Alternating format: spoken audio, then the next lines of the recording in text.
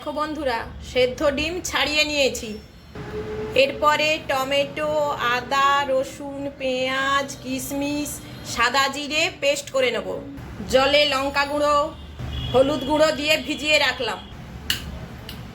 কড়াইতে সর্ষের তেল দিয়ে শুকনো লঙ্কা, সাদা জিরে ফোড়ন দিলাম। এবার বেটে রাখা পেস্টটা দিয়ে দিলাম। তেল ছেড়ে আসা অবধি নাড়তে থাকলাম। কিছু সময় কষানোর পর লঙ্কা হলুদ জলটা দিয়ে দিলাম। একটু গুড় দিয়ে দিলাম, গুড়। এরপর আবারও কষাতে লাগলাম। পরিমাণ মতো নুন দিয়ে দিলাম। মশলা কষাতে সময়ে আমি ডিমগুলোকে ছোট ছোট পিস করে কেটে নিলাম।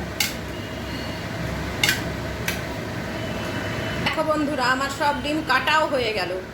মশলা কষাতে কষাতে একেবারে ড্রাই হলে তবে আমি ডিমগুলো দিয়ে দিলাম। এবার মেশাতে থাকলাম। এর উপরে এবার একটু গরম মশলা ছড়িয়ে দিলেই হয়ে গেল সেদ্ধ